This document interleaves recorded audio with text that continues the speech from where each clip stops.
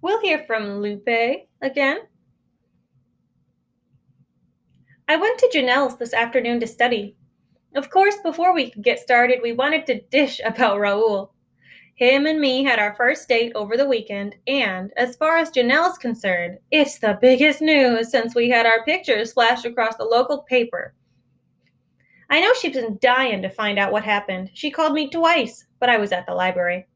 She left a message asking if we planned on doing a love poem duet for assembly in a few weeks.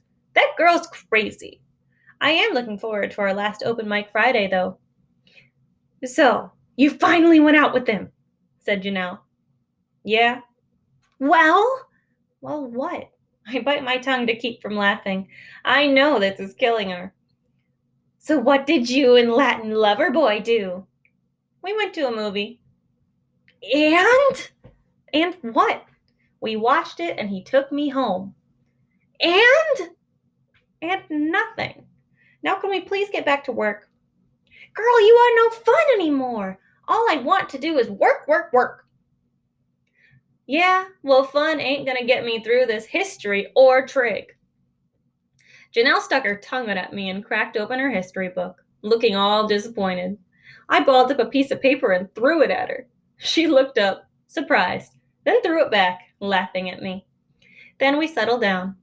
It's great having somebody to study with, even though I do okay in my own. Mr. Ward says if I keep pulling up all my other grades the way I pulled up my grade in English, I should be able to get into a decent college when I graduate. That's what I'm planning on. I want to go somewhere out of state, somewhere away from my home, away from Berto and his drinking buddies. I'll miss my sister Christina and her little Rosa, though, but I don't see them as much as I used to anyway. I'm too busy with school. I'm not sure what I want to major in college. I know I want to do something with kids, though. Maybe become a kindergarten teacher or a pediatrician. Gloria says I still got time to figure that out. Keeping my grades up so I can get into a good school, that's the main thing. Christina says I'm the smart one. I envy you, Lupe, she told me last night. I could hardly believe my ears. I wish I had gone to college, she said. Getting to college takes more than wishing, I can tell you that much. I've got an exam tomorrow, so I better put in an extra hour of study. I don't know what the questions are going to be, but I want to make sure I'm ready for whatever they throw at me. Open Mic, Imagine, by Lupe Algarin. I walk by a mirror, catch my eye, wonder at the universe behind it. Past the flashing eyes is a file for yesterday's sunset dripping mango light. For Poppy's laughter tinkling in my 5-year-old ears, so many years gone by for tears, shed below a crucifix on my wall.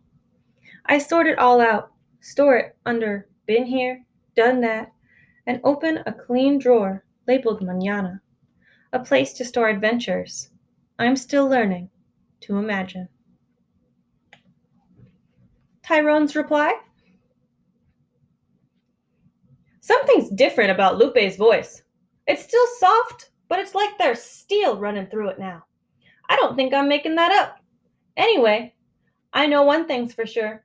I don't get her staring off the way she used to. She's always looking straight up now, paying attention to whatever the teacher's saying. If she's afraid to miss a word. I see her running off to the library a lot lately, too. Something new is definitely up with that girl.